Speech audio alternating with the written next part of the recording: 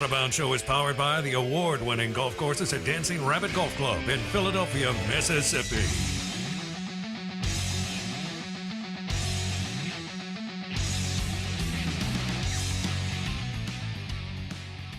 Good morning. Welcome in. Out of Bounds, ESPN 105.9 The Zone. Driven by the Ram trucks, Jeep Wranglers, Jeep Grand Cherokees, Mac Hike in Flowood. MacHikeFlowwood.com. That is MacHikeFlowwood.com. For your next pre-owned or new truck or SUV, Mac Hike and Flowood. They're right by Rick's Pro Truck. Also, the show is brought to you by Sound and Communications. They provide leading-edge audio-visual for churches, businesses, and sports facilities. SoundcomAV.com. We welcome in Mike Detillier, WWL Radio TV New Orleans. Mike D joins us on the Corona Premier Guest Line. Mike, coming out of the spring, I know we'll still have a month of practice in August. Who's the guy for LSU at the quarterback position right now? I think if you had to take the snaps today, it's Miles Brennan. I think he was the more consistent of all the quarterbacks in the spring. The surprise, I think, to everyone was how well Garrett Nussmeier did. Garrett really, really did a great job this spring. He was quick with the delivery. He was not so much the gunslinger like we had saw a year ago, and he was much more careful with the football. And so he was the surprise, to be honest with you. And then you certainly have another style quarterback in Jalen Daniels who, LSU's never had a quarterback that could run the ball with that type of athletic ability like Daniels has. He was a little inconsistent throwing the football. And just what I noticed is that on every pass that he missed, he seemed to be somewhat falling back. He wasn't planting his feet and going through basically the progression of the throw. He was just sort of arm throwing it. And that's what had him sailed some. But I think if you took the snap tomorrow, it's Brennan. Mike Detillier on the Out of Bounds Show. What do you think is, you pull Tennessee, and you always play Florida. Florida State is okay, but what do you think's realistic for Brian Kelly's first year in Baton Rouge, Mike? For LSU fans, they want double digits. But, I think realistically, if he could get to 9 wins, I think that would be something I think they could live with. Now, you've had basically 500 seasons back-to-back years. So I think that 8 to 9 wins would be sort of what you're looking at. And also, too, Bo, is how you would lose those games. Because I think that was the frustration here was and everybody's distracted about something, but good gracious, the way you played against UCLA, you didn't play well at all. You didn't look like you were prepared for the Bruins. You got beat soundly in that opening game. And then, middle of the season, Kentucky, where you got overwhelmed by the Wildcats, just overwhelmed by them. It was the way they lost, I think, that really sort of sat bad with LSU fans and people who cut those checks to LSU, and that's why Ed was gone. I thought they played pretty well down the stretch. You had a chance to win against Alabama and didn't put it away. And overtime against Arkansas, but they beat A&M late, So, it was a crazy ride last year. It really was because I think really Ed thought that they could get off to a fast start out on the West Coast against UCLA. It didn't happen. His team was flatter than a pancake. But one thing you can see, they got a new sheriff in town, Hoss, and he means business. Yeah. He has laid it on the line to him. real quickly. Brian Kelly is no nonsense. He can be abrasive. He's going to get straight to the point. He's had a lot of success. He's going to have much better players at LSU. I mean, when you and I were growing up, Notre Dame was still considered a power, but haven't won it all since 1988 with Lou Holtz. Paradigm shift in the world, Sun Belt in the world of college football, Sun Belt, all that. It will be. I think it'll be fun to see what he can do. Not this year, like you're talking about, but in the next couple of years with much better athletes at LSU. Mike. Yeah, and I do think he understands pressure better than any other coach that could have walked in here. You coach at Notre Dame. You don't think you got pressure on you? And I mean immense, because alumni, fan base, it's just not to win 9 games. They want a national championship. He comes in here understanding the pressures of the SEC as well as anybody could, because there is no other job in college football like Notre Dame. None like it. I guess maybe fans expecting a little bit more than maybe what you've got. Yeah. And hey, listen again. Okay, 10 wins. 10 wins. I mean, for us, that's nothing, so to speak. You look at that history of Notre Dame, all they want to talk about is winning a national championship. They're not worried about anything else.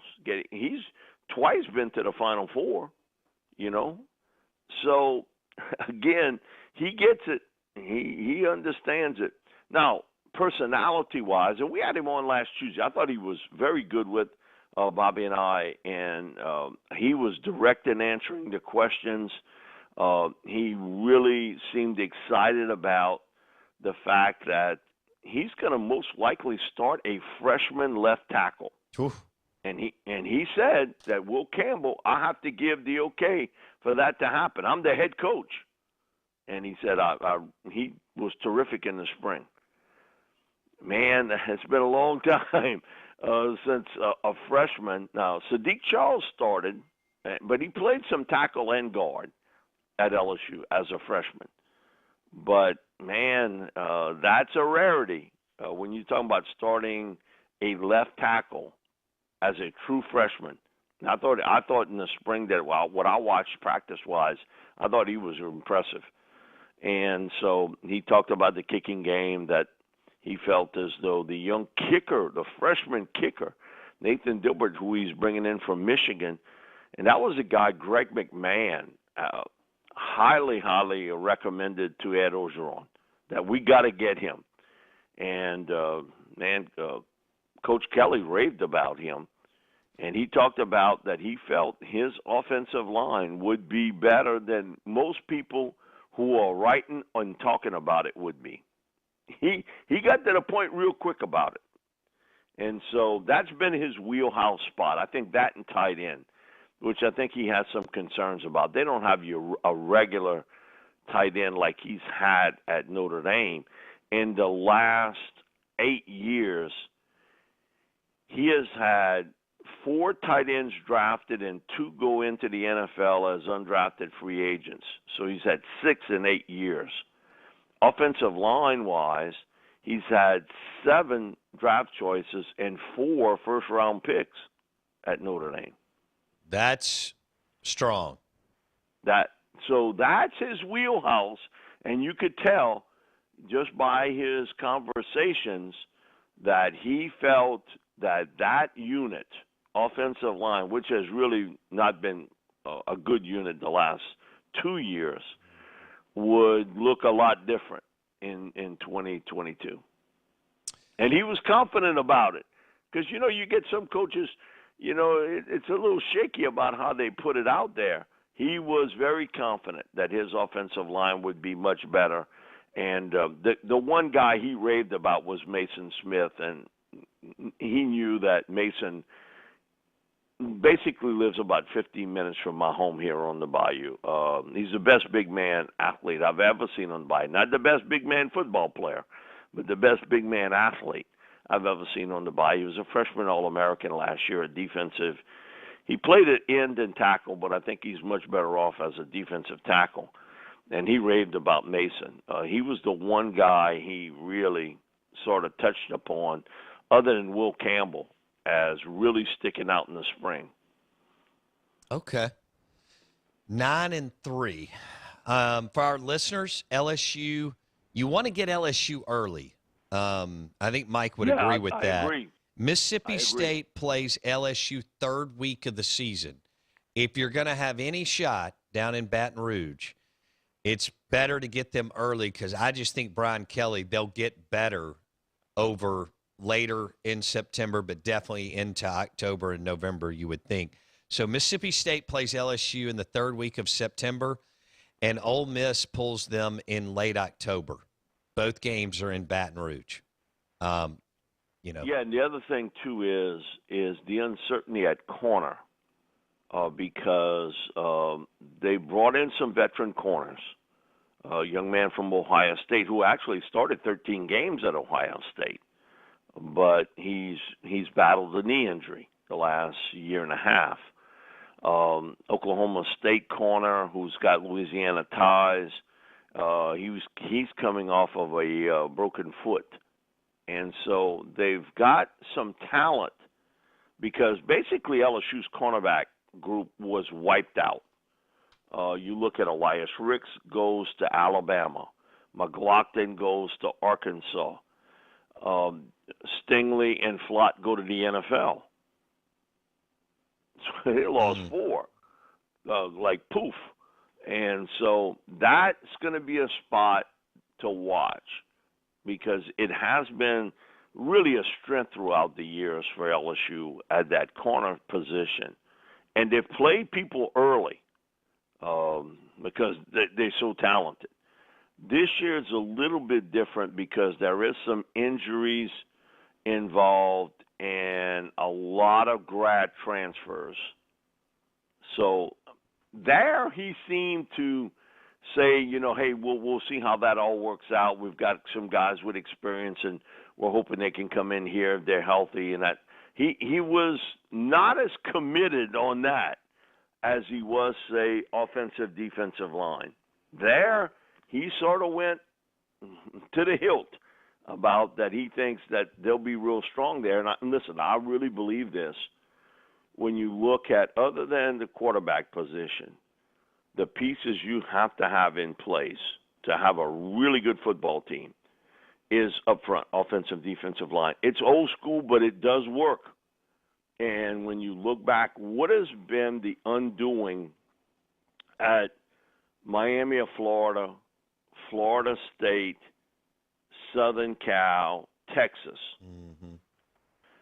Yeah, they haven't maybe had that great quarterback, but they're not as good up front, offensive, defensive lines, I should say, as when they were in their heyday.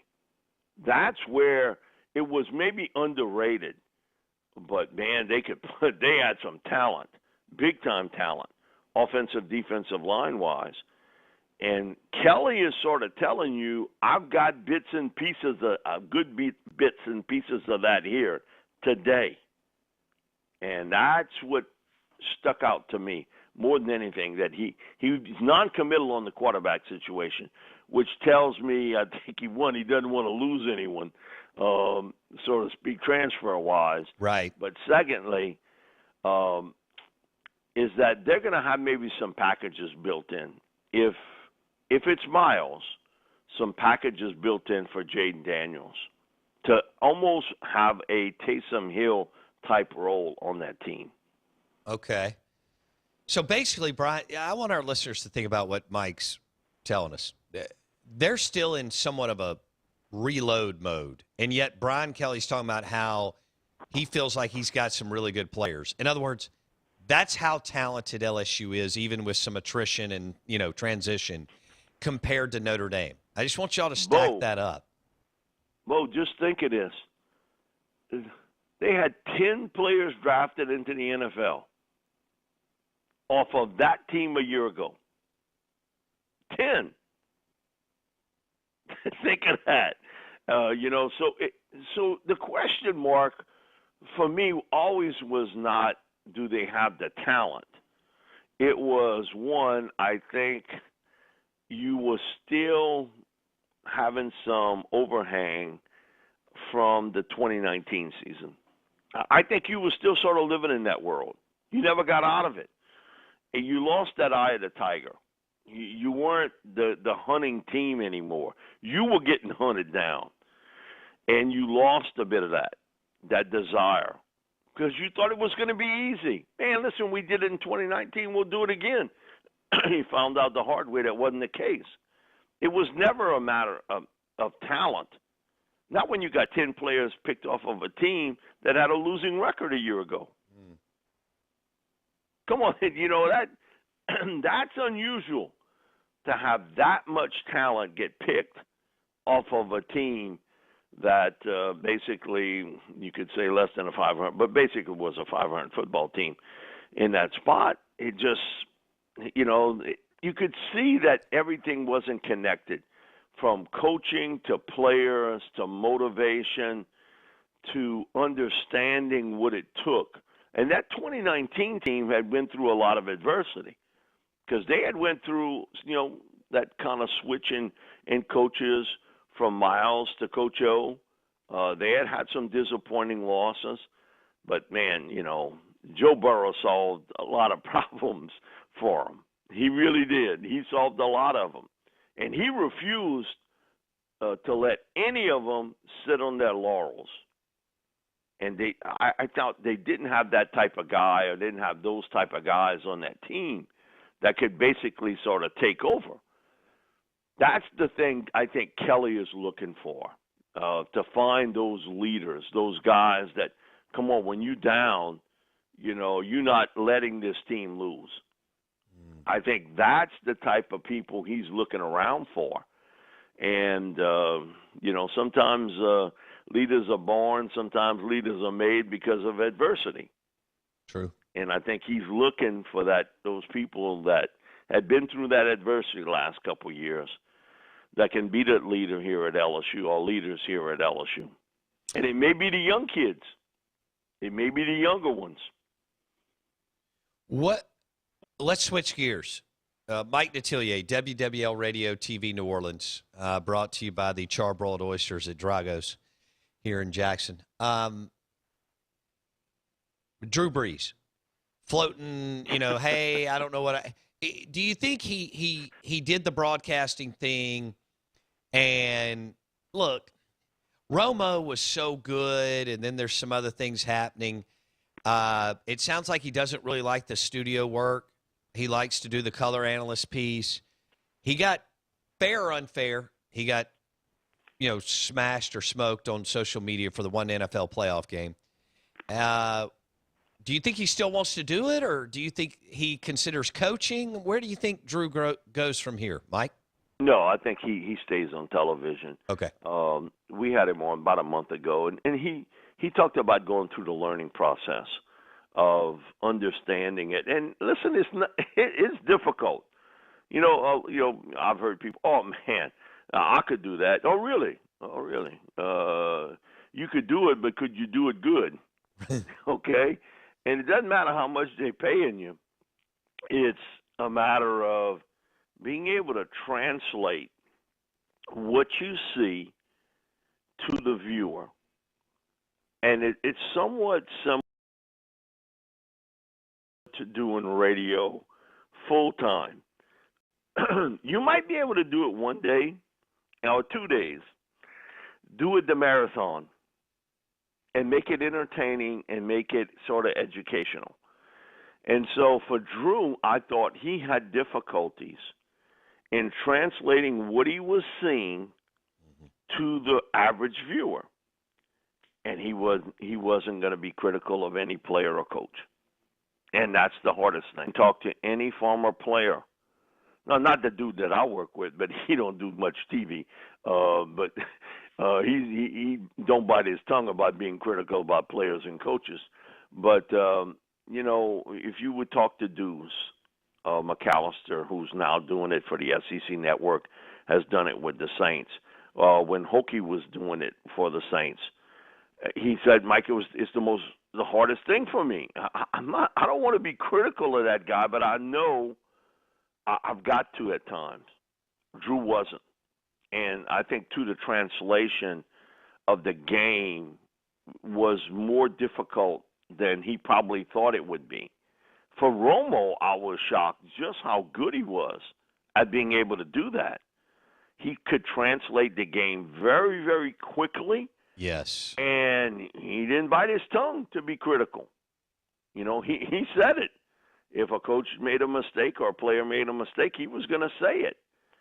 That's unusual for a former coach or player to do. That's what made Madden who he was, too. John could do it, you know, and it was just something that John had it instinctively. He could see the game, translate it, but also if something went wrong, he could be critical. Aikman does the same thing. Aikman's very good at it also. To be I critical. Think he's really good. I thought watching Bruce Arians the couple years he was out, it was like watching somebody have their teeth removed. Bruce, because I know Bruce really well. Bruce got a salty tongue about everything. And it was almost like he was biting his tongue not to say something critical.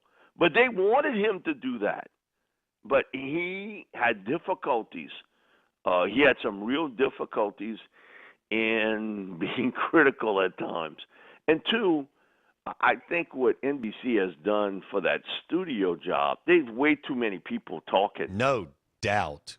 All of them do. I think they Good overloaded it, and it doesn't bring out the best in a Tony Dungy and in Drew in studio because there are way too many voices being heard. I don't know who came up with this idea of all these voices. Well, and Mike, it worked with Tony Dungy doesn't like to be critical. He's really not that good. It worked with Rodney Harrison because Rodney Harrison didn't give a damn. He was, and that's why I loved him. He was going to say, you know, this player's not playing well. He was in the wrong position. This unit's not well coached. And I just think when you put Dungy and Drew in there, who are kind of passive in that space, it's a recipe for disaster, Mike D. Yeah, and I think also, too, it doesn't give you the time to give a really good explanation on something. True. They cut you, bang. You got to go with it, and it's short and it's sweet. That's why I think Brady will be very good at it. He's the best pre-snap quarterback read guy that this game has ever seen. He'll call the play before the play happens, and I think he won't have an issue being critical. Good. Because he don't care either. Good. Mike D is always the best. Mike Detillier at Mike Detillier on Twitter. Thanks, Mike D. Appreciate it. Thank you both. WWL Radio TV New Orleans. He joined us on the Corona Premier Guest Line. The show is brought to you by Sound and Communication, soundcomav.com. They are, without a doubt, providing the leading edge audio and visual for businesses, churches, and sports facilities throughout the Southeast. soundcomav.com.